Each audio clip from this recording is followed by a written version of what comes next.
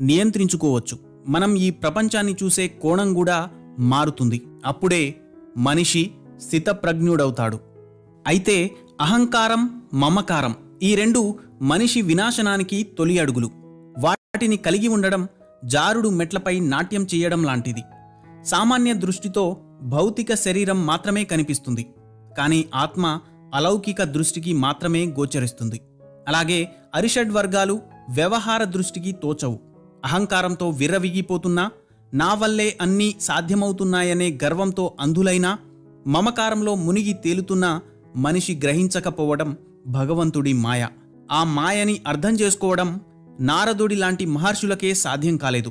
ఆ విషయాన్ని భాగవతం స్పష్టం చేస్తుంది. అయితే తాను స్వచ్ఛమైన భక్తికి దాసోహమైపోతానని స్వయంగా భగవంతుడే అనేక సందర్భాల్లో చెప్పాడు. మహాభారత యుద్ధ ముగింపు సమయంలో రథసారథి అయిన కృష్ణుణ్ణి